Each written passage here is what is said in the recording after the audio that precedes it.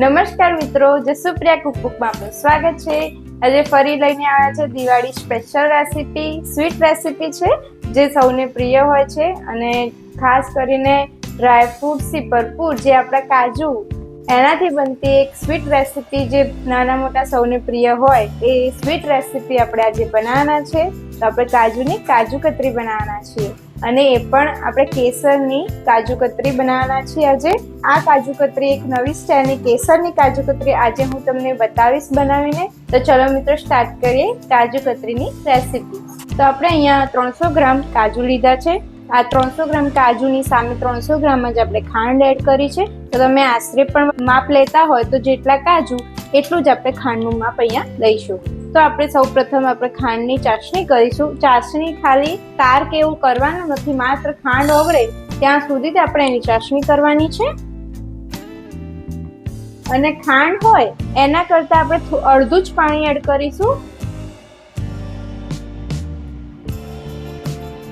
તો medium flame ઉપર જ્યાં સુધી આપણે ચાસણી થાય છે ત્યાં સુધી આપણે જે કાજુ લીધા હતા એને આપણે મિક્સર જારમાં ક્રશ કરી દઈશું। તો આ રીતે આપણે મિક્સર જારમાં નાખીને એને ફાઇન પાવડર બનાવવાનો છે કાજુનો। તો મિત્રો આપણો આવો રીતે પાવડર બનાવવાનો છે કાજુનો। તો આને આ રીતે એ બાજીનું ચાળણું લીધું છે આપણે, ફાઇન પાવડર બને એ રીતે એને ચાળી દઈશું। તો આ રીતે બધા જ કાજુનો પાવડર કરી દઈશું। તો મિત્રો આવી રીતે જો તમે જોઈ શકો આવી રીતે બબલ્સ આવી જાય, રેડી છે આપણી ચાસણી। તો આ રીતે સિમ્પલી આપણી બધી જ ખાંડ ઓગળી જાય અને થીક થોડી થઈ જાય ચાસણી એટલી આપણે ઉકાળીશું।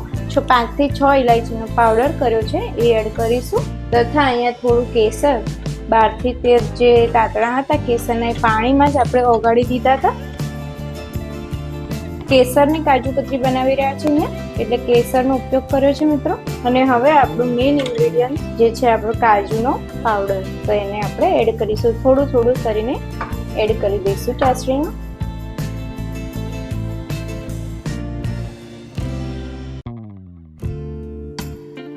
તો આપણે આ રીતે જ હલાવતા રહેવાનું છે ધીમી ફ્લેમ ઉપર। જે કાજુ કતરીની પેસ્ટ છે એ થોડી ઘટ્ટ થઈ ગઈ છે। તો અહીંયા આપણે ઘીનો ઉપયોગ કરવાનો છે। આપણે ગાયનું ઘી લીધું છે તો 2 ચમચી આપણે ગાયનું ઘી અંદર એડ કરીશું।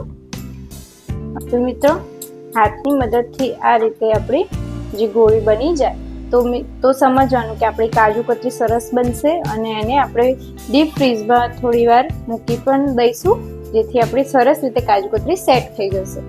મિત્રો હવે આપણે ગેસની ફ્લેમ ઓફ કરીશું અને આપણી પેસ્ટને થોડી ઠંડી થવા દઈશું। ત્યારબાદ આપણે બટર પેપર ઉપર એને મૂકી દઈશું। તો મિત્રો આપણે બટર પેપર લઈશું અને એની ઉપર આ રીતે ઘી ગ્રીસ કરી દઈશું જેથી આપણી કાજુ કતરી એ ચોંટી ના જાય બટર પેપરને। બટર પેપર પર બધું જ આપણે એડ કરી દઈશું।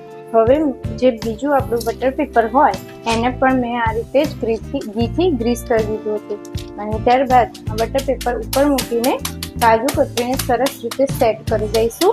તમે ચાહો તો વેલણની મદદથી એને શેપ પણ આપી શકો છો જેથી એ સરસ રીતે ફેલાઈ જાય આપણે કાજુ કતરી।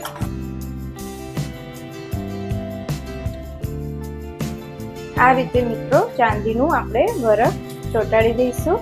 તો આપણે જે કાજુ કતરી છે એને આપણે સરસ રીતે એને આ રીતે ચપ્પાની મદદથી પીસ કરી દઈશું એના। તમે આને સ્ક્વેર શેપમાં પણ કરી શકો છો અને જે બજારમાં મળે છે શક્કરપારાની ડાયમંડ શેપમાં એ રીતે પણ પીસ કરી શકો છો।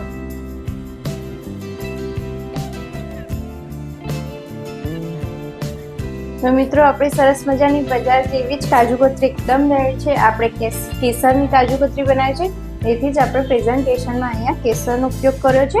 તમે પણ ઘરે આ જ રીતે બનાવજો અને આ સરળ રેસીપી એપ્લાય કરીને કમેન્ટમાં જણાવજો કે કેવી લાગી અમારી કાજુ કતરીની રેસીપી। અને આ દિવાળી પર્વ નિમિત્તે બધાને મારા તથા મારા સર્વ પરિવાર તરફથી હેપી દિવાળી અને હેપી ન્યૂ યર। મિત્રો ફરી મળીશું આવી જ અવનવી રેસીપી સાથે। અમારી જસુપ્રિયા કુકબુક ચેનલ લાઈક, શેર અને સબસ્ક્રાઈબ કરજો મિત્રો અને કમેન્ટમાં જણાવજો કે કેવી લાગી અમારી રેસીપી। તો ફરી મળીશું આવી જ એક અવનવી અને સરસ મજાની દરેક વાનગીઓ લઈને। તો થેન્ક યુ।